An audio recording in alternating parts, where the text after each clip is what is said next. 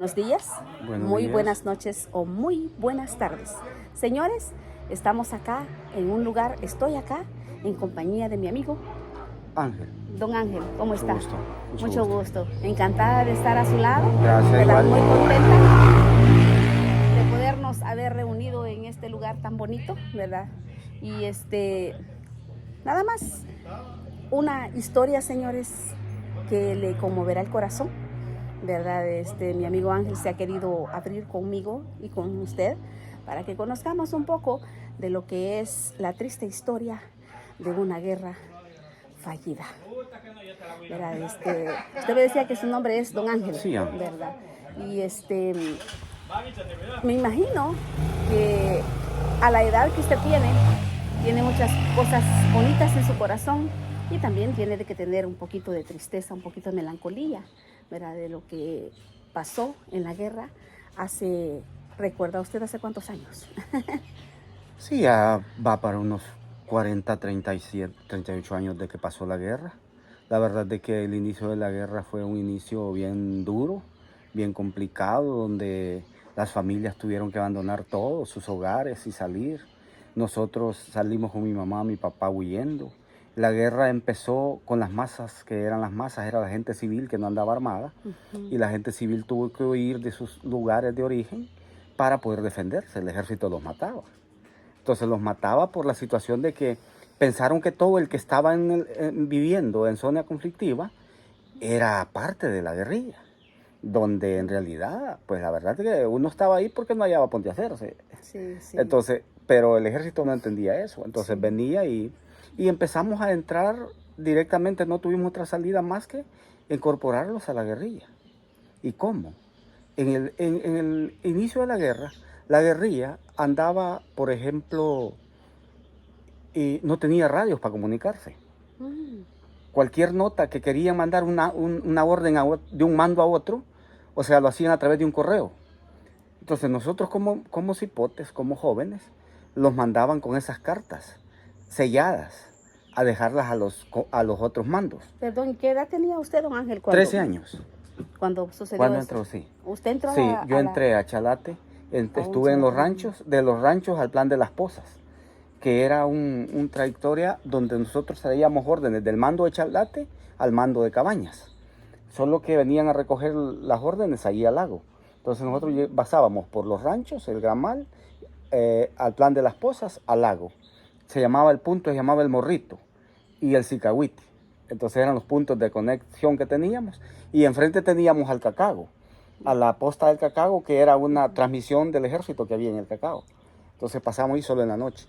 Entonces había una marina de la guerrilla en Copapayo Viejo, que era la marina, las lanchas que ocupaban para cruzar guerrilla.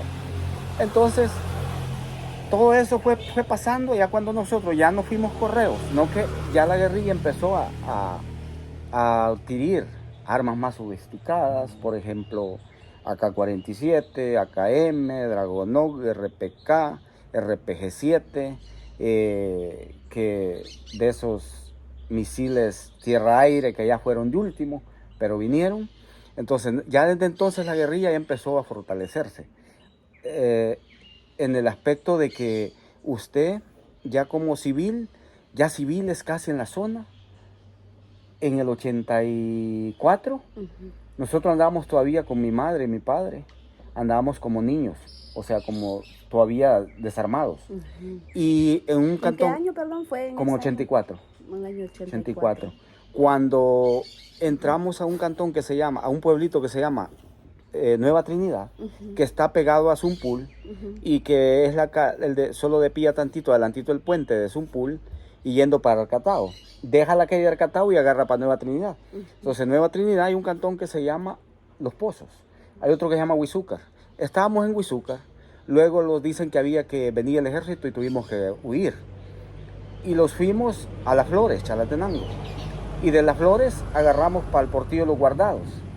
Del Portillo de los Guardados, pasando por Tamarindo, antes de llegar al Portillo de los Guardados hay que pasar por Tamarindo, hay que pasar por la Haciendita, después el Portillo de los Guardados, después Zumpul y Chichilco, el Cerro Chichilco. Después agarramos así buscando para Huizuc, para Los Pozos, un cantón de Nueva Trinidad. Y entonces ahí el ejército iba atrás de nosotros, de toda la gente. Entonces, cuando llegamos al mero cantón ese de Los Pozos, donde baja Zumpul y baja Hualcinga, los metieron en esa punta, entre Zumpul y Hualcinga, donde no podíamos cruzar ni para allá ni para acá, y lo cerraron aquí. No hubo otra opción que esperar que lo que pasaba. Entonces, como solo gente desarmada, solo éramos civiles todos. Entonces, ¿qué pasó? ¿Familias completas? Sí, familias completas, mujeres embarazadas, niños. Y el ejército empezó, él los buscó, y empezó. Yo a las 7 de la mañana me acuerdo que me paré y le dije a mi papá, le dije yo, mire lo que viene ahí, donde le vi la mochila Ranger al soldado. Y entonces dijeron, ahí me dijo, donde los quisimos correr, dicen con la gente. Entonces mataron niños, mataron mujeres embarazadas, los niños los tiraban para arriba y los cachaban con los yataganes, que las mujeres embarazadas vivas y las abrían.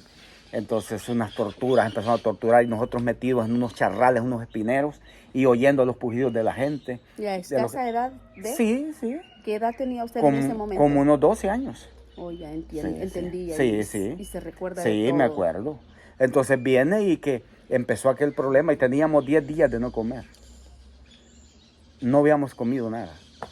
Y la gente que murió con hambre. Entonces, y... ¿Sus padres tenían cuántos hijos, hermanos? Éramos 11. Hermanos chiquitos todos. Entonces... ¿Y con todos caminaban sí, sus papás? Sí. No, mi papá se va y mi mamá dice, no, yo no me voy a esperar morir con mis hijos. Y los abrazó a todos. Dice mi madre, yo voy a esperar morir con mis hijos. Yo no me corro. Yo voy a esperar que me maten, pero aquí con mis hijos. Y todos nos andábamos ropa, no que solo con calzonillitos. Así el lomo de picadas de zancudos. Entonces, ese masacre fue ahí, en el caserío Los Pozos, entre Zumpul y Hualcinga. Pertenece a Nueva Trinidad, Chalatenango, pero pertenece al pueblo Nueva Trinidad. Entonces, en Chalatenango. Después seguimos sufriendo y seguimos el camino de la guerra, que fue una guerra terrible. Después nos incorporamos ya a lo que es ya grupos armados, donde también vimos mucha injusticia, sí. Donde vimos de que íbamos a los mítines, a los pueblos, y que los combatientes solo mirábamos mientras los jefes comían.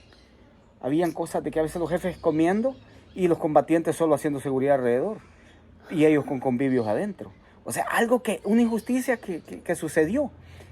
Pero eso en ese entonces, como combatientes, todos lo llevábamos bien.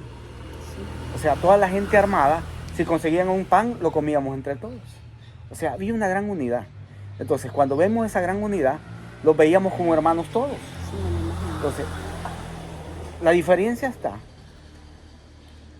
en que en la guerrilla, antes de la ofensiva, un lugar que es, el ejército logra meter gente a trabajar, gente armada de las filas guerrilleras a favor de ellos, a favor del ejército. Entonces viene el ejército y logra meter gente filtrada. Empieza a pagarle a la gente adentro. Entonces empieza la guerrilla como guerrilla, jefes de guerrilla, a investigar de que la situación cómo es eso, pues, y quiénes eran. Mientras llegaron a quiénes eran los responsables, murió varias gente que no tenía nada que ver, o sea, y compañeros armados, gente armada que peleó y peleaba, pero tuvo que morir equivocadamente, porque nunca daban quiénes eran. A veces los que estaban trabajando con el ejército eran los jefes de columna, jefes de grupo. Entonces, eso pasaba. Entonces empezaron a matar gente armada injustamente.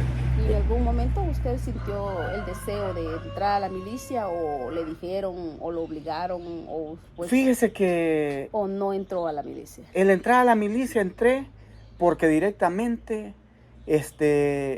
no había otra opción.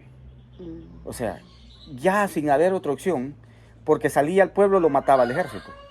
Entonces usted tendría que decidir si se quedaba ahí o qué veía que hacía. ¿Y qué edad tenía usted cuando decidió? Cuando entré a la milicia yo tenía como unos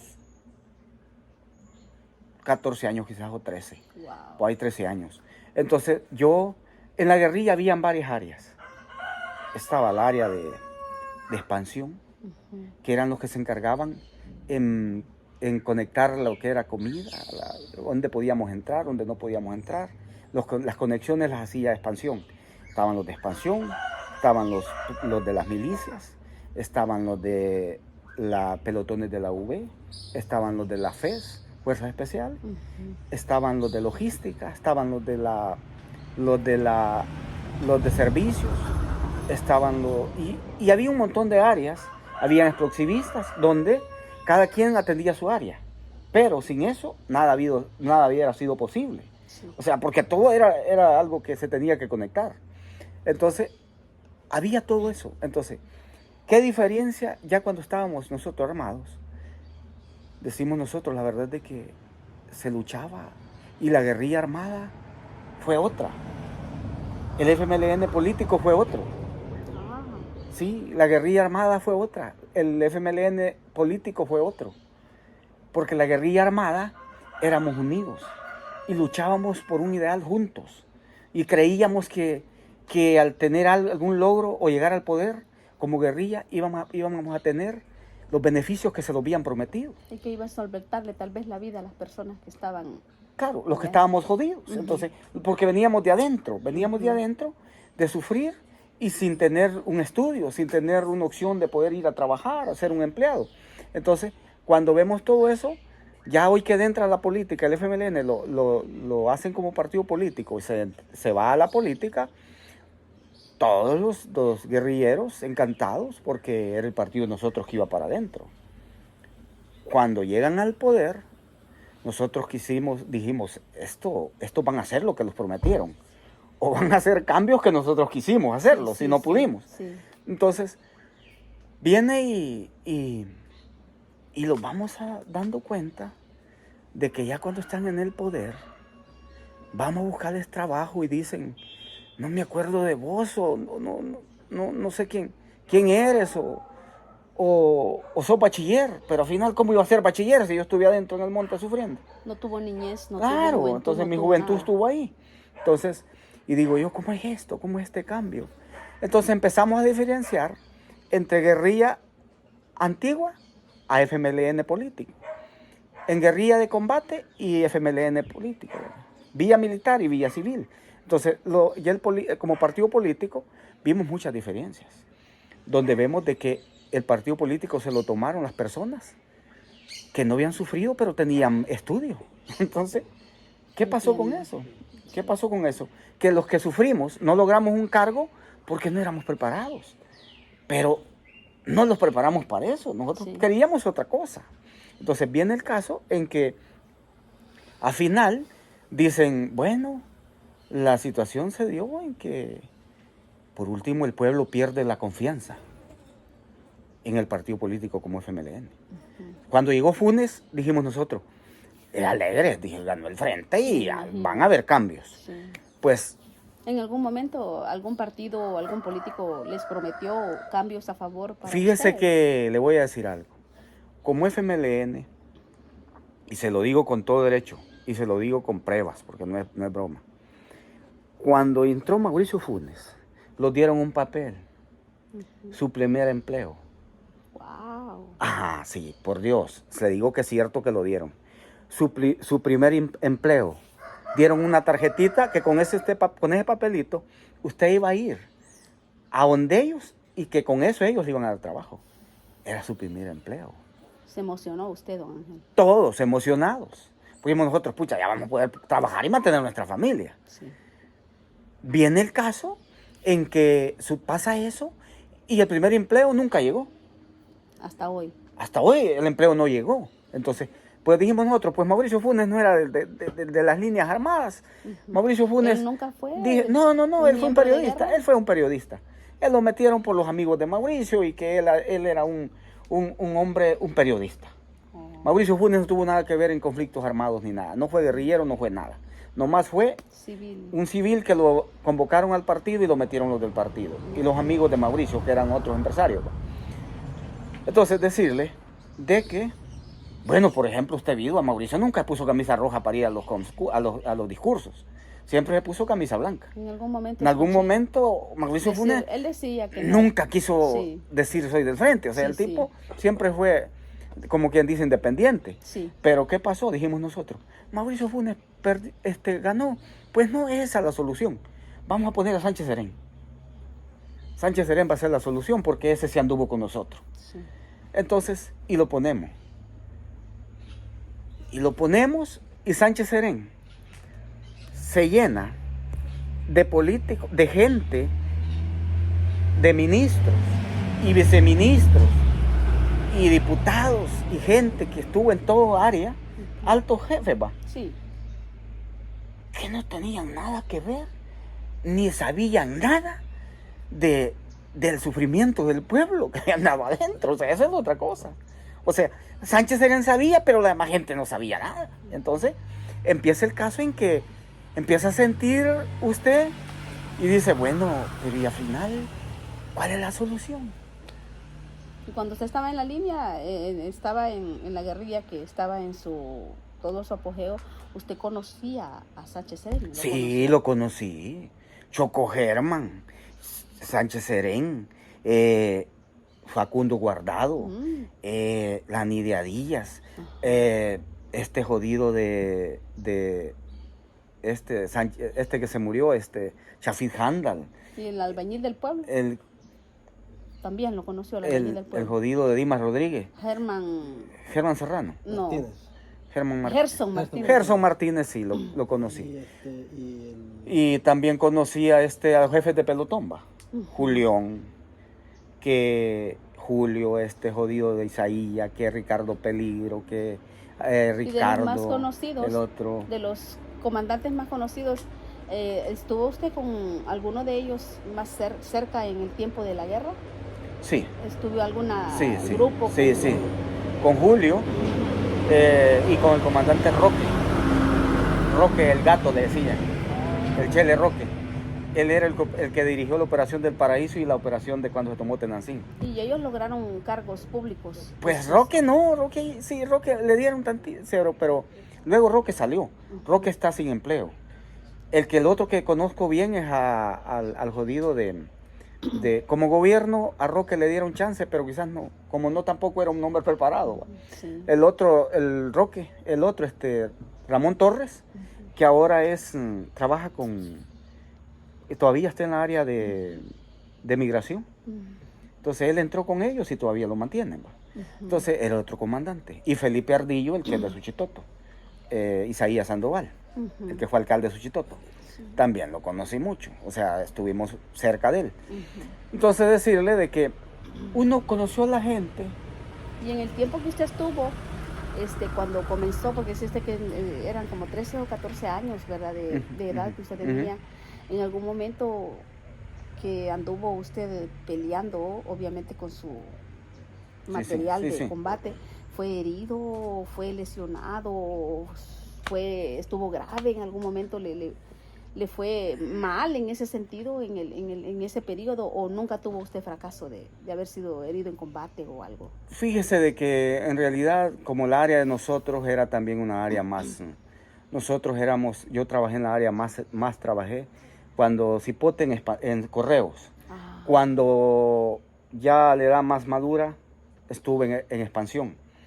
Con uno que se llamaba Cubillas. ¿Qué es expansión? Expansión era el área que se encargaba en hacer los contactos o ver qué movimientos había en los pueblos, en las comunidades, conectando comida, conectando, como reclutando gente que entrara a la guerrilla, cómo contactar, verle las vueltas al enemigo, cómo ver en qué lugares se meneaba el enemigo, o sea, para preparar gente, o sea, algo así. Y cuéntame cómo era esa experiencia de correo, qué hacía usted, cómo le iba, qué distancia caminaba o cómo lo hacía. No, si caminábamos desde aquí de Cabañas, íbamos hasta los cerros de San Pedro, San Vicente. ¿A puro pie? A pie. ¿Y cómo era el correo? ¿Era algún papel, un sobre? Era una carta sellada, donde nadie la podía abrir. O sea, si usted la abría, estaba violando la orden de los jefes. Entonces, ¿y qué le pasaba si lo hacía? Pues ¿Había castigo? Lo castigaban duramente porque eso no estaba autorizado. Por eso era una información. ¿Y no le daba miedo que en el camino encontrara al No, si lo emboscaron varias veces ahí en los Plan de las Pozas. y cómo los mataron hacía? compañeros. ¿Y cómo hacía para que no le encontraran el sobre? Ah, lo que pasa es que como uno no lo mataban, al que mataban a veces, como a veces buena suerte para las órdenes que iban, que a veces mataban al que no llevaba el correo. Ajá, a veces eso pasaba, pero sí, a veces capturaron mataron correos y les quitaron las cartas, donde las cartas iban órdenes de ataque a un pueblo, cuando iba la guerrilla ir a explorar un pueblo.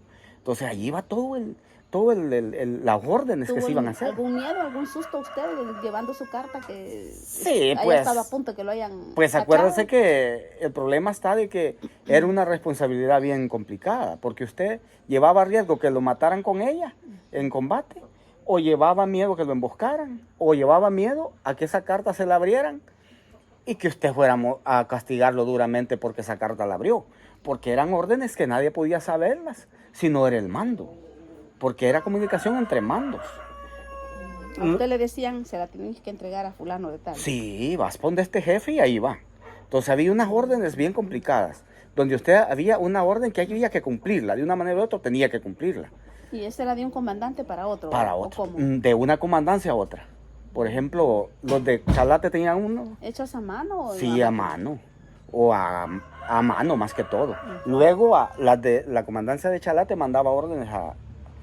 Después ya después, cuando vinieron los AK-47 y todo eso, vino un radio que se llamaba Bokitok, que era un radio ruso.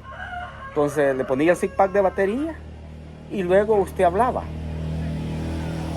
y ya se comunicaban de Chalate a Cabañas, de todo, ya fue Era más fácil. ya más. Antes de eso... ¿Terminó su tarea? Sí, terminó la tarea de los correos, Ajá. cuando ya hubo todo eso. Ajá. Luego después, pero antes de eso, inventaron algo.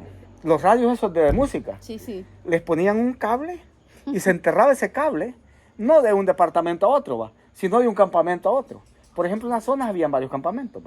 Vaya, si había el campamento a unos 500 metros de donde usted, del otro campamento, Sí. enterraban un cable y ese cable iba allá a sonarle al otro radio que estaba allá. Y de allí le hablaba de qué es lo que quería. Entonces, sí, era una técnica, sí, así la hacían. La cocina vietnamita, por ejemplo, enseñaron a que había que hacer el hoyo aquí donde se cocinaba, ¿verdad? Luego aquí se enterraba un caño, allá al final se enterraba un caño grueso y iba a salir el humo. Aquí estaba la cocina y el humo salía allá por aquel árbol o más lejos. ¿Qué pasaba con eso? Que el avión cuando borbandeaba donde salía el humo, porque creía que allá estaba la cocina. Entonces era una táctica que los vietnamitas la usaron en su país y que la vinieron a compartir aquí. ¿Y cómo hacían para que el humo... Como se sellaba. El humo tenía que salir por ese caño. Entonces las cocineras andaban allí, los peroles, las ollas, y andaban moliendo ¿ustedes también. tenían su momento de convivencia, de comer todos juntos? Sí, en la guerra fue algo, jamás en mesa, Sí. Nunca en mesa. Ajá. No que en su tazón o en una hoja le echaban sus frijoles y sus tortillas o en sus tortillas. Y tan importantes fueron las mujeres en ese tiempo para nosotros, porque ellas hacían las tortillitas. Entonces fueron tan importantes. No hubo momento en que diga usted, no comimos, nos acostamos. No, cómo no, hubieron veces que hasta 10 días, 8 días sin comer. A veces comíamos cabezas de pichón de huerta. Lo cocíamos, le botábamos el agua y hacíamos los tegostes y los cocíamos en lámina, en culos de granero. Ahí se podía jugar y ahí se hacían las tortillas y se comían. Entonces, cuando empezó esto, se acuerda que antes cuando corríamos con las masas, que las masas empezaron a huir, había que andar lo más callado que había porque el ejército lo mataba. Entonces, ¿qué pasó? Habían momentos en que el ejército iba por esa quebrada y aquí estábamos un puño de niños y mujeres huyendo, y hombres o niños. Porque un niño llorara, decía, esa era la orden. Si un niño lloraba, había que taparle la boca. Sí. Para que no llorara, para que no mataran a toda la gente. Sí. Pero a ese niño lo sacrificaban. Porque se ahogaba. Sí. Entonces, sacrificaban a ese niño para que no hieran. Entonces, le digo esto porque eso es la realidad que vivimos. Sí. En ese entonces. ¿Y en algún momento vio usted Quizás está dura la pregunta, pero ¿morir algún niño de hambre? Sí, yo vi en Chalate, ahí en ese río Hualcinga, vi de niños morir de desnutrición, de hambre, que querían comer y que se les daba, pues. ¿Y de enfermedad? Y de enfermedades. La mayoría de niños andaban amarillitos, puspitos, de paludismo, de tanta picada de zancudo. En el 84, 85, Chalatenango, no se miraba, las casas estaban solas. Estaba solo San José de las Flores, estaba solo Guarjila, Los Ranchos, estaba solo San Isidro Labrador. Y ustedes tenían hospital, ¿verdad? Sí, ¿Cómo el eran hospital los- cómo eran los central, hospitales? el hospital central de en ese entonces del FMLN, de la guerrilla, estaba en la haciendita, abajo de las Flores, entre el Portillo de los Guardados y el Tamarindo, Y eran abajo el Cerro de la Bola. ¿Cómo eran los hospitales? Los hospitales eran ¿Tenían todo? ¿Estaban equipados? tapescos de vara de bambú, varas de bambú guindadas, y de allí se le guindaba el suero a los heridos, y los heridos en los tapescos de vara de bambú. ¿Y operaciones? ¿Sabes? Allí las hacían. ¿Usted alguna vez presenció? Vi de operaciones. Y vi en Chalate cuando el hospital estaba ahí, le voy a decir, estaba Jorjón, estaba la Laura, estaba Franco, estaba una que se llamaba Victoria. Estaban en ese hospital, que era el hospital central de Chalate. Eran Los médicos, eran cirujanos. Y le voy a decir algo. ¿Qué pasó? Que hubo una ocasión en que no hubo anestesia. Ay, Entonces a un armado, a uno herido, tuvieron que operarlo sin anestesia. Y murió. no aguantó. No aguantó el dolor. Entonces, yo vi de tantas cosas Qué triste. donde uno, el que tenía vicio de humar, hacía los cigarros de hoja de papayo. Y humaba de hojas de papayo, hacía los cigarros maneados con hojas. Entonces, Cuénteme de las frutas, de los árboles frutales que encontraban en el camino. esos eran una parte más de sobrevivencia para nosotros. Pero los consumían. Sí, claro. Y no tenían miedo. Escuché de un día de alguien que dijo que andaba buscando a Gerson Martínez. Se me hace que él tenía la orden, un militar, de acabárselo, ¿verdad? Y que él, cuando andaba en el monte, ¿verdad?, no tocaba la fruta porque tenía miedo que los frutos estuvieran envenenados. ¿Qué experiencia? ¿Usted tuvo alguna experiencia de esa? ¿Alguna vez le dijeron no lo comas? Fíjese que por lo normal lo que más se evitaba era agarrarle comida a la gente que uno no conocía. Ajá. Por cualquier Por lo mismo. mala intención, va. Ujú. De ahí frutas, no, usted.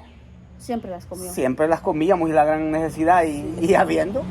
Entonces, agua, por ejemplo, a veces no teníamos agua, entonces en el verano se nos ponía difícil. Difícil. Por ejemplo, usted estaba en la punta de ese cerro y no había agua, usted se le ponía duro, pues. Sí.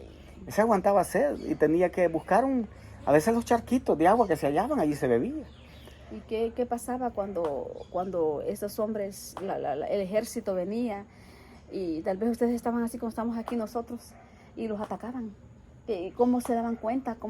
¿Qué hacían? ¿Qué pasaba? Fíjese que, por ejemplo, en la guerra, en las zonas, había siempre los pelotones o los campamentos de la guerrilla, siempre tenían un seguridad, que en ese entonces se llamaba posta.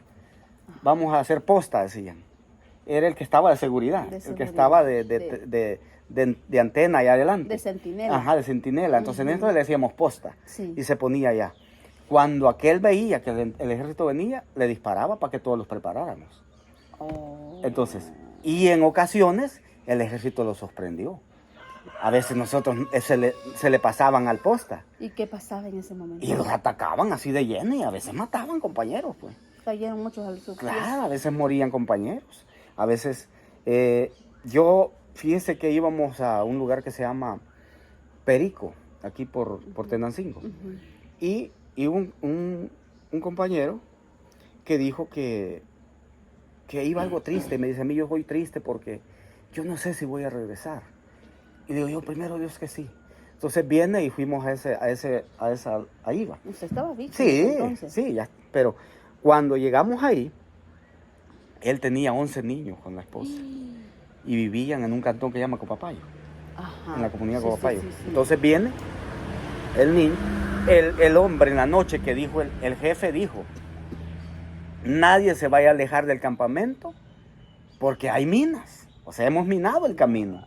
Por si el ejército entraba, que topar en las minas, para que reventaran minas y a prepararse todos. ¿Y cómo hacían para saber a dónde estaban? Ellos lo decían. Oh. Sí. Entonces, ¿qué pasaba? Si no, el que minaba decía las zonas que estaban minadas. Ajá. Entonces, lo que le quiero decir es de que en ese entonces el hombre no escuchó que dijeron que estaba minado. En la medianoche se levantó que venía para Copapayo. Él se desesperó y se vino y solo a reventarse la mina fue. Entonces el hombre sí murió a la par de mí. Ese sí, a la de mí lo vi. Porque llamaba Marcelino y él decía que quería que lo trajéramos para que lo vieran sus hijos. La mina. Sí, le arrancó el pie de aquí, le voló esta mano y se le puso una esquirla en la costilla y le salió aquí por el corazón. Entonces, pero duró como media hora platicando, diciendo que quería que lo vieran sus hijos. Entonces, no se podía. ¿Y usted qué hizo en ese momento? Nadie hizo nada. Solo verlo. Los médicos, unos que andaban ahí de sanitarios, eran los enfermeros, según va. Esos le manejaron unas vendas y pues, la pata en el aire y la mano en el aire y el hoyo aquí, la esquirla aquí. ¿Y cómo pues? Y en el caso de cuando moría un compañero, ¿qué pasaba con ese cadáver? Ahí se tiraba, se enterraba Pachito. ¿O los enterraban? Sí, pero lo más que se enterraba era unas 4 cuartas, 3 cuartas. A veces ni se enterraban, a veces no se enterraban, a veces quedaban en los libros. Entonces, por el temor de estar allí. Es que no, usted tenía que desaparecer inmediatamente de ese campamento que ya lo habían descubierto. Entonces, ese era el meollo del asunto, que no podía estar allí porque de un momento a otro llegaban y se lo ahí mataban. En San Francisco Echeverría hay 2 compañeras que eran sanitarias. Enfermeras. Sanitarias, les decíamos en guerra. Sí. Entonces, ellas, en un tatú que había, creo que es Jalapa, de San Antonio para abajo, las meten con unos heridos a un tatú, a cuidar los heridos. Ajá. Cuando cuidan los heridos, estaban cuidando los heridos, el ejército les detecta el tatú. El operativo venía y les descubren la tapadera del tatú. Entonces les destraban, les levantan la tapadera y siempre para los heridos y la gente que estaba ahí se dejaban cumbos de leche, ¿va? Sí. Entonces vieron la leche y cuando ven la leche, los cumbos de leche, los soldados dicen, estas son explosivos, estas son minas, estos cumbos son explosivos. Vamos a llamar al explosivista para que venga a desactivar estas minas y entramos adentro, a ver qué hay. Y dejan tantito el tatú libre, destapado, ¿va? Y se van abajo al río a bañar, pero así cerquita. Y se salen las 2 enfermeras. ¡Qué suerte! Sí, se salieron las 2 enfermeras y solo quedó los heridos ahí. Cuando llegó el ejército, ya el que iba a desactivar todo, el explosivista, se topa que dijo también le dio miedo y aventó mejor granadas adentro. Entonces ahí murieron adentro los heridos, los que estaban heridos. ¿Cuántos eran? Como unos 4 quizás o 5, por ahí. Entonces hoy son señoras, ahí viven, pero sí eran compañeras y se libraron de ahí. Entonces decirle de que para todo ese proceso, en la guerrilla habían varios procesos. Por ejemplo, el político era uno que fue después de la guerra, cuando los concentraron a todos los guerrilleros. Entonces, la verdad es que se pensó de otra manera. Se pensó que los cambios se iban a dar. Y para todos. Para todos. Pero pensando eso, los cambios nunca llegaron. Entonces decirle de que para mí cambio le nombrara y le hubiera nombrado cambio, en que el partido se hubiera dedicado a apoyar a su gente, apoyar a la gente más pobre, a los más necesitados, no aferrarse al que nunca sufrió. Yo soy diputado, pero yo estuve siempre con corbata y estuve siempre en la universidad. Sí. Puede ser otro rollo, de ser otra gente. Yo soy ministro de Hacienda, o soy ministro o soy canciller, o soy ministro de Agricultura, pero yo no sufrí, yo no sé qué. O sea, ese tipo de gente también le hicieron daño. Entonces, al gobierno que estaba en ese turno. Entonces, decirle, pero igual, el gobierno teniendo poder nunca lo hizo. Significa que perdió la noción de de que había un pueblo detrás de él que había sufrido y que queríamos algo de recompensa por sufrimiento. ¿Considera usted que a más de alguno de los, porque me imagino que usted conoce a los que fueron comandantes y estuvieron en cargos políticos, todas esas personas que todos conocemos y que especialmente usted las conoce, considera que más de alguno de ellos merecía estar en un cargo de los que estuvo? Mire, yo le voy a decir algo. La verdad de que lo que es, por lo que se sufrió, por tener derecho a lo que tanto sufrieron, pues yo siento de que quizás algunos se habían ganado el puesto. Y está bien, se lo ganaron y ahí estuvieron. Pero el problema es que ya estando en el poder, se olvidaron de la gente. No, porque ellos sí se lo merecían, pero después ya se olvidaron. O sea, porque daba tristeza que usted fuera a buscarles trabajo y que le dijeran, no tengo chance para atenderte, o no sé quién sos. ¿Y en algún momento le pasó a usted? Sí. ¿Usted fue a buscarlo? Sí, yo fui. Y me mandaban a una empresa privada. Yo dije, empresa privada yo puedo ir a buscar trabajo. Sí. Yo necesito que me den trabajo ustedes. PPI o quién no podía agarrar un arma, si veníamos de agarrar armas. Sí. ¿Cómo no podíamos trabajar de seguridad? Sí.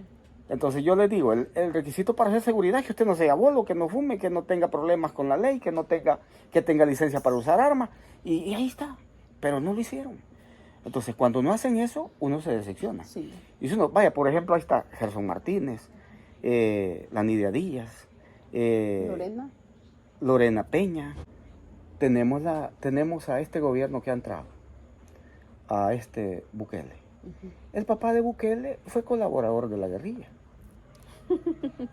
Sí, Armando Bukele fue colaborador de la guerrilla. Gran amigo de sí, Chafit. De Chafit. Entonces, le voy a decir algo. Algunos cambios que nosotros quisimos, que el FMLN los hubiera hecho como FMLN, no los hizo. Pero sí los ha hecho Nayib Bukele. ¿Qué cambios? Por ejemplo, mire, yo le voy a ser bien claro. Entonces lo que le digo es de que el cambio que yo vi, y lo vimos todos, es el cambio de la seguridad.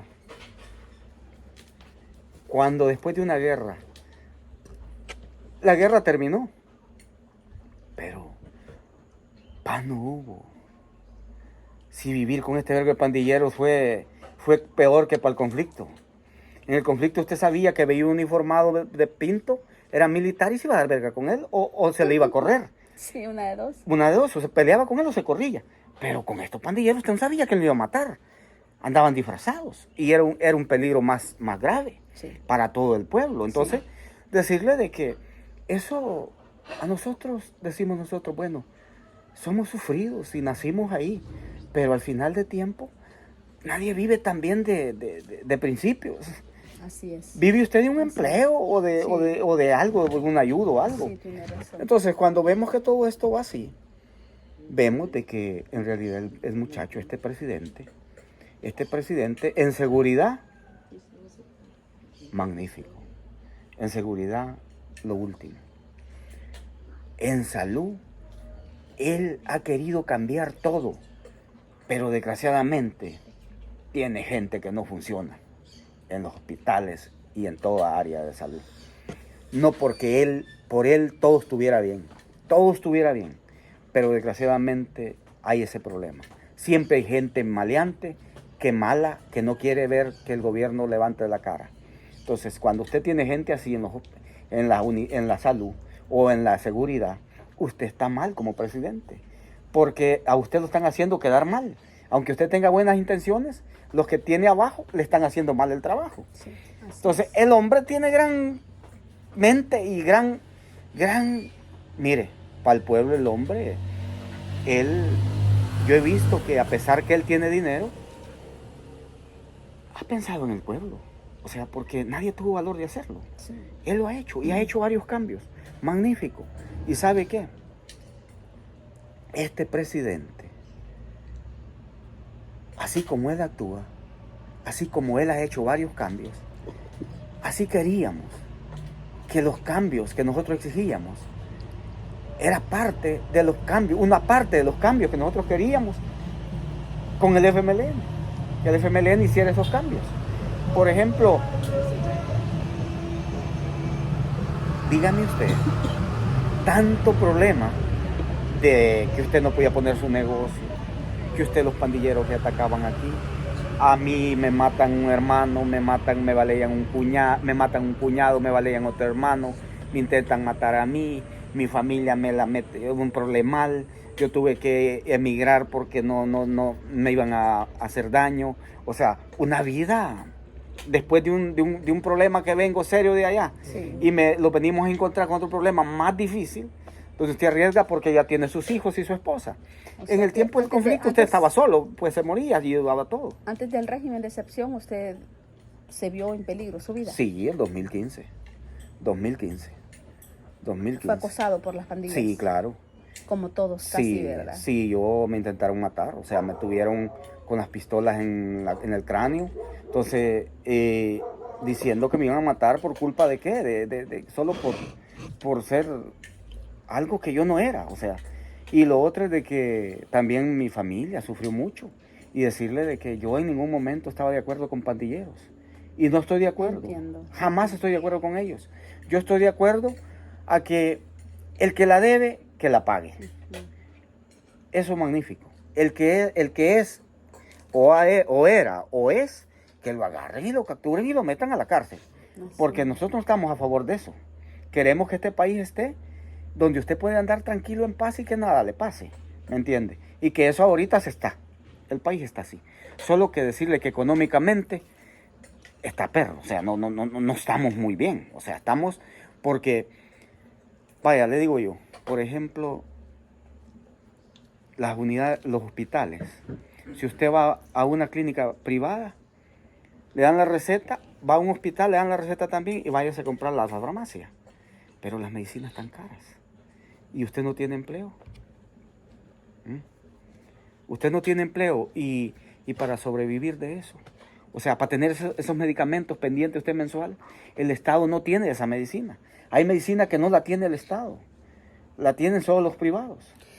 Ahora que usted toca ese tema, yo he escuchado de, no sé qué tan, le voy a preguntar si usted sabe, si ha escuchado hablar de eso.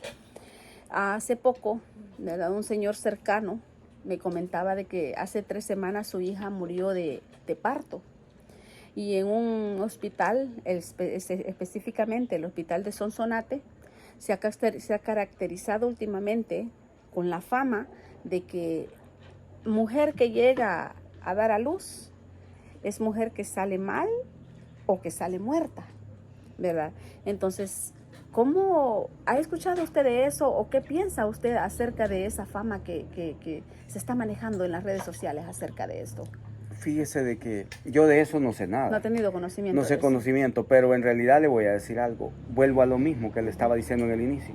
Hay mucha gente que no ayuda, pero sí quiere molestar, sí quiere quedar mal, quiere que el sistema quede mal. Sí. Entonces hay gente que se dedica a eso.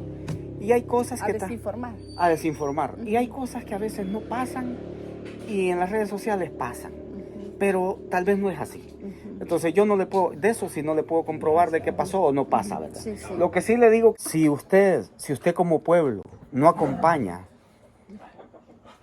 al Ejecutivo, al Legislativo y a las demás áreas, a las demás instituciones de gobierno, este país nunca va a caminar. Como pueblo tenemos que también echar el lomo, echar la mano en lo que se puede.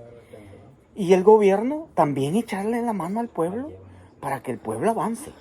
¿Me entiende? Porque sin el gobierno también no somos nada. O sea, no podemos. Primero Dios va, porque después de Dios es el gobierno. Pero decirle de que juntamente avanzamos.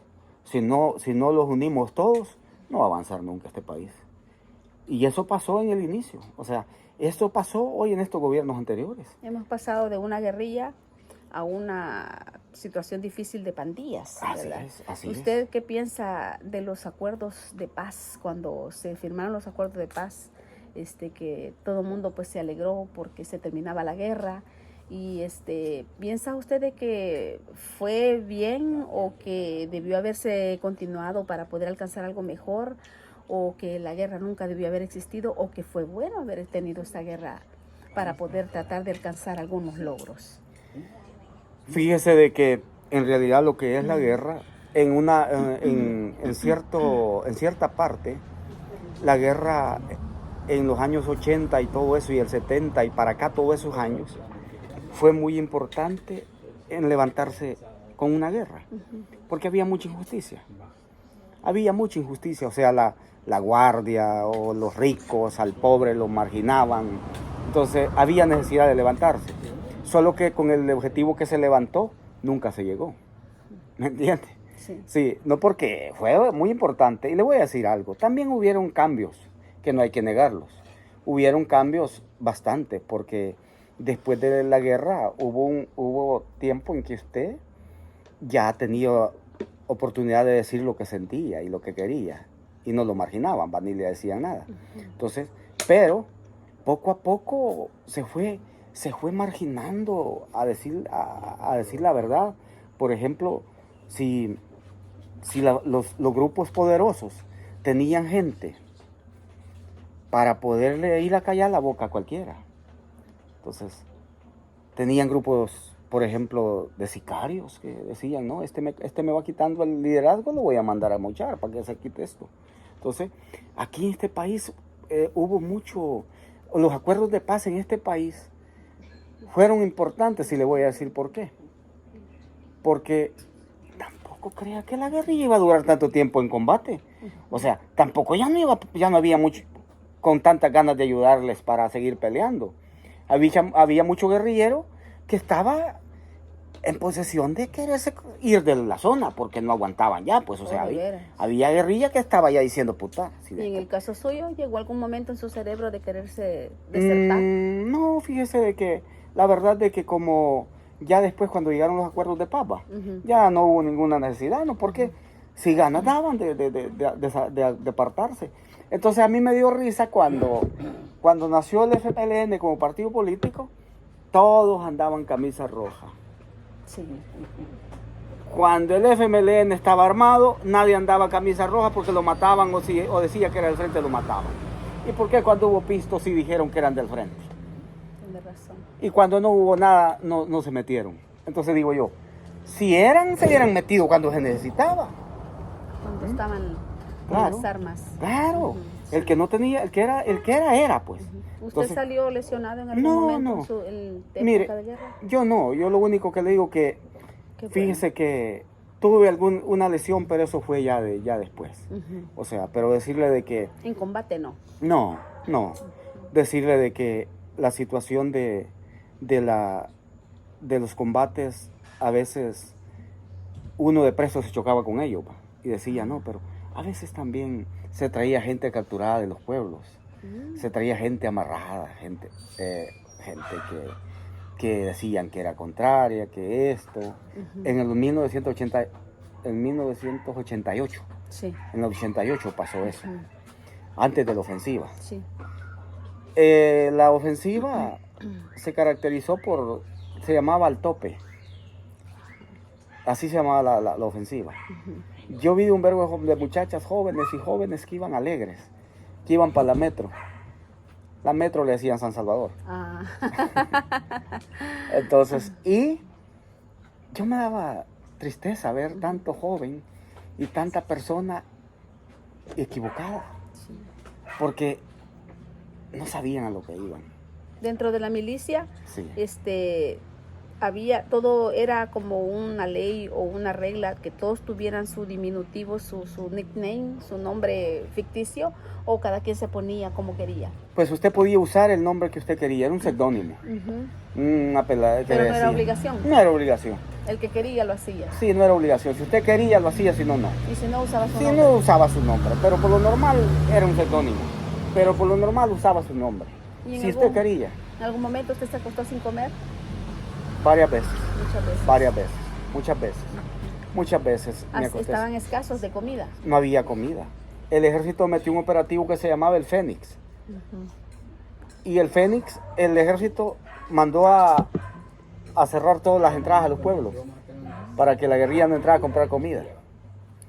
Entonces aguantamos hambre como no se lo imagina. Y entonces no solo para esa ocasión, sino para muchas ¿Y ocasiones. qué fue lo peor que le tocó que comer? Pues la cabeza de huerta, de pichón de huerta, porque es tora aquí, o sea. Y lo que andábamos los tercios era de agrillas, de unas ácidas que hay en los barrancos, Sí. y hojas de jocote.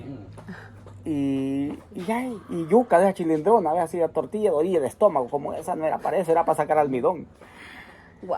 Entonces, ¿Nunca estuvo grave usted en una cama? no, grave no, pero sí vi de gente grave. Vi de mucha gente grave. Y muchos morir por falta de medicamento. Sí. Imagínese que usted lo operan sin anestesia. Ay, sí, qué triste. Aquí en esta zona, aquí en un lugar que se llama La Culebrilla, operaron 2 compañeros que venían heridos del ataque se atacó Hilo Vasco. Venían heridos, que por suerte de uno me acuerdo del mal apodo que le decían Rigo Calache. Tenían las balas en el abdomen. Y la Victoria y Franco, con luz de lámpara los operaron. Con luz de lámpara. Wow. Los operaron ahí en La Culebrilla con luz de lámpara. Y les quitaron las balas y los costuraron. Y vivieron, ahí estaban. Sí. O sea, no había, esa gente en un quirófano lo hacía pedazo a usted y lo volvía a unir. Tenían una gran capacidad. Era un médico especialista. Pa. ¿Y dónde le tocó a usted que estar en el tiempo de la guerra? Estuve aquí y más estuve en Chalate. Sí, en Chalate. Porque estoy viendo, la vez pasada nos dimos cuenta visitamos aquí Sinquera, el centro turístico, y allí muestran cómo era un hospitalito, ¿verdad? Sí. Que, pues, qué triste. Sí, los heridos se andaban para cruzar, para andarlos moviendo de un lado a otro, era en hamaca o en trancas. Se ponían y se llevaban como tapescos en el lomo. Entonces los ceros guindaditos en las varas. O sea, así eran los hospitales. Y no había allí que un montón de cosas para tratarlo como, no. ¿Y dormían? ¿Tenían su tiempo para dormir? Los inviernos casi en el lomo los aguantábamos. Casi los inviernos todos en el lomo. Dormíamos con la ropa bien mojada. Solo hacíamos la champita de seda, unas champitas que damos de seda. Sí. Las hacíamos y los acostábamos y en las hojas mojadas. Y usted se acostaba con la ropita mojada y la mochilita de cabecera. Y allí dormí un ratito. A los ratos hay que levantarse. Los pies pegados, a veces el calcetín en el cuero del pie. Porque usted tenía días de no bañarse y de no quitarse el calcetín. No tenía para cambiarse calcetín, no andaba otro par de calcetines. Entonces las botas mojadas todo el tiempo. Entonces usted, el pie lleno de hongo, de unos hongos de rueda, todos llenos de hongos de rueda, que le gusta la humedad ese hongo. Sí. Todos jodidos. ¿Y las enfermedades? ¿Le tocó a usted que estar en cama en alguna ocasión de alguna enfermedad? Sí. ¿Un paludismo, qué sé yo? Sí, no. Fíjese que en Chalate, por ejemplo, cuando quedaron todos esos pueblos solos y los cantones, las casas estaban solas. Entonces se llenaron de murciélagos, las casas. Ay. Y cuando uno llegaba a dormir ahí, lo agarraban, lo mordían de los dedos, de las caras, donde fuera. El verbo de murciélagos mordiendo a los armados y a los civiles, a toda gente. Entonces el murciélago en la noche siempre llegaba, ¡bum! Y caía y se iba despacito a morderlo. A veces con todo y el pedazo de calcetín del dedo gordo le arrancaban los pedazos. Entonces por lo normal dormíamos con botas. Para que no llegue el para que no mordiera. Y si no hallaba los dedos de la mano. Sí, no, eran malísimos. Y lo sentía, porque dicen que no se siente. Sí, pero usted dormido, cuando sentía, a veces no sentía, cuando sentía ya amanecía lleno de sangre. El murciélago estaba bebiendo, chupándole la sangre. Ajá. Qué barbaridad. Porque esas casas estaban solas, o sea, la casa sola, el murciélago le gusta irse a esa casa sola. Sí, así es. Entonces, pero ustedes iban de paso. No, allí estábamos Estaban en viviendo. esas zonas. ¿Y Sí. cuánto es lo más tiempo que se quedaban en un campamento? Pues 6 meses, O bastante. un mes, 3 meses, depende, mientras no lo detectaran. ¿Va? Ujú. Entonces, y así. ¿Y Entonces, cómo se daban cuenta si al poste lo eliminaban o lo descubrían? ¿Cómo se hacían para darse cuenta que los habían...? hasta que los atacaban. Cuando ya llegaban cerca y los agarraban, porque a balazos va a dispararlos. ¿Por qué? El poste tenía que estar pendiente, pero a veces se le pasaban. A veces mataron varios armados que se durmieron en la posta. Y los mataron. Ay. Entonces, porque Eso les ganaba. acuérdese que usted jodido enfermo Sí. y mal alimentado, Sí. entonces la anemia lo va a matar, pues entonces el guerrillero andaba armado, pero a veces sin fuerza hasta de levantar su arma. Sí. Porque, o sea, todo débil, todo jodido. Entonces, fue una vida... ¿Cree usted que al final de todo esto, todo lo que usted me ha compartido, haya valido la pena la guerra? pues para nosotros como sufridos, como gente sufrida, no, sentimos que no valió la pena. Porque si hubiera valido la pena, hubieran cumplido con lo que le prometieron al compañero que anduvo, al combatiente, al de masa, a la milicia, a todos los que de una manera o de otra participaron en una área de la guerrilla. Esa área tenían que verle recompensado. Y desgraciadamente no sucedió así. Entonces, valió la pena para algunos cambios, pero para todos no. O sea, mire, la guerra más que todo valió la pena para los que estuvieron en buenos puestos. Ahora bien, si la guerra regresara a la edad que usted tiene, ¿usted regresaría a la línea? Fíjese de que la verdad es que como en una guerra no se utiliza solo gente para combate, ¿va? Se necesita gente para todo tipo de áreas. Entonces decirle que ya preparados para combate quizás no estamos porque ya estamos enfermos.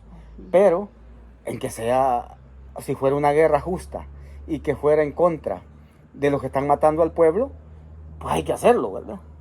Hay que hacerlo porque no hay para dónde. Pero guerras como la que hubo, yo no le deseo ni al más enemigo que participe en una guerra de esas. Porque fue una guerra dura, donde no hubo religión ni hubo raza. Ahí el ejército lo encontraba y si lo hallaba en la zona lo mataba. Si la guerrilla encontraba un armado del ejército también se iba. Entonces decirle de que fue, o sea, al final el ejército cayó en una situación en que todo el que se manifestaba, todo era contrario a ellos. Aunque la gente pidiera sus derechos, exigiera sus derechos, no podía exigirlos porque el ejército ya lo acumulaba usted, que usted era un guerrillero. Y aunque usted no fuera nada, nomás que era un civil que quería cambios. Entonces, eso ha pasado. Y entonces decirle de que las guerras nunca son buenas para nadie. Las guerras no son buenas para nadie. Y si la vida le volviera, si usted volviera a ser joven, comenzar de nuevo y le diera la oportunidad de entrar a la guerra, siempre, ¿qué pensaría? ¿Volvería a entrar o haría cambios en su vida para no involucrarse? Si hubiera otra guerra, en sí una guerra como esta que hemos vivido. Que usted estuviera joven. Sí, que yo estuviera joven. Sin darme cuenta, tal vez entrara de vuelta. Pero como ya tengo experiencia, ya anduve ahí, yo mejor veía de qué manera me fuera, en que sea a huir, en que sea a otro país, en que sea a vivir en una aldea, en que sea arrancando o con una piocha o arrancando piñas y sembrando. Pero ya participar en actividades así, ni que estuviera joven, porque ya viví, o sea, Sí, ya viví esa zona. Ya cuando uno vive esa área, esa situación, ya uno nadie lo engaña. Por eso las guerras en otros países y en país del mundo se dan cuando la gente no conoce. Si entre más ignorante es usted, más fácil va una guerra. Sí, así es. Sí, menos conocimientos tenga, más fácil es que a usted le digan esto es bonito y aunque sea feo. ¿Me entiende? Entonces, por eso es bueno mantener la educación en un país. Que la gente se dé cuenta, que el joven se dé cuenta, que el joven entienda qué es bueno y qué es malo. Y que el joven se prepare para que un día nadie lo engañe. ¿Me entiende? Sí. Y que en realidad, como le digo, el hombre miente. Sí. El único que no miente es Dios. Amén. Y esa es la mera realidad. Ahora que menciona esto, una reflexión para aquellos jóvenes que pudieran estar viendo su testimonio. No, nomás decirle a los jóvenes de que es momento en que levanten cabeza y que se pongan a estudiar y que pongan de su parte en que el día de mañana ellos conozcan toda la verdad y que conozcan que en este mundo no se puede vivir si usted no es profesional, Usted no consigue un trabajo bueno si no es profesional. Usted tiene que prepararse académicamente para que el día de mañana usted a sus hijos también les dé un buen ejemplo, donde usted no sea engañado. Porque si usted conoce todo en el estudio y se prepara académicamente, es menos probable que lo engañen. Entonces decirle de que a los jóvenes, decirles de que en este mundo vamos a encontrar de todas maneras barreras, pero que hay que superarlas. Las barreras se superan uniéndose. Las barreras para superarlas hay que unirse. Y nadie hace fuerza solo. La fuerza se hace en unión. Entonces, ¿cómo? Un joven inteligente le ayuda a su madre y a su padre y respeta mucho a su madre y a su padre, porque sabe de que el amor más grande viene de padre y madre, y que primero escuchar a su padre, a su madre, y después, antes de su madre y su padre, a Dios, después sus padres y después a los académicos que dan clases, a los profesores, a la gente que les da un buen consejo, a la gente que los va a ubicar donde tienen que estar ubicados. El joven tiene que, y primero todo paso que den, que lo hagan en el nombre de Dios, porque Dios es el camino. Así es. Sí, no hay otra opción, sí. Muchísimas gracias, don Ángel, ¿verdad? La vez pasada comentó usted de que ustedes atacaron varias veces aquí la presa. Ah, sí, a veces se iba. Les tocaba. Sí, íbamos desde aquí, a pie hasta la presa, el Salón Grande. Sí, Entonces, en el 91, en el 91, que fue el último ataque que se le hizo, y en el 90 se atacó esa presa. Y la primera vez fue en el 83, algo así, 82, 83, por ahí fue el otro ataque. Se destruyó. Sí, ahí sí se aniquiló todo eso. Pero en ese entonces yo estaba de correo, yo era un cipote. Era un niño. Yo era un cipote, o sea. Sí, me lo imagino. Otra pregunta ¿qué hacían ustedes, la guerrilla, cuando les mataban varios compañeros? ¿Qué hacían con esa gente? Pues fíjense que en los combates cuando había gente muerta, lo más que se hacía era si se podía enterrar se enterraba y si no, no. Sí. Se lo comían los sopes. O si no, pues esa persona, a veces había oportunidad de enterrarlo, a veces no. Triste realidad. Entonces decirle la triste realidad que se vivió en que nadie supo dónde quedó su familia. Se murieron, nadie supo quién era familia, quién era quién era esto. Y hablando de familia, ¿usted tuvo familia que murió en...? Sí, me mataron una tía con 6 niños. Con 6 niños. Sí, la mataron a ella y mataron a mi tía con los 6 hijos. Sí. Entonces, y mataron a mi abuelita también. Y decirle de que no es fácil la vida, los han enseñado mucho. Sí. Y entonces Así es. cuando estas cosas sirvieron como una escuela. La verdad, sí. Mire, en toda esta zona y en todas las zonas de conflicto, de armados, que hubo conflicto, hay gente enterrada, hay gente muerta, que no se le puso cruz ni nada, porque ¿y cómo? Pues? Sí. ¿Ah? Hay muchos, y hay lugares donde hay gente muerta que murió, que la llevaron a enterrarla ahí. Entonces, en el proceso crítico que vivió la guerrilla también, por ejemplo, cuando los contrarios que decían, las redes, le llamaban redes al que trabajaba con el enemigo.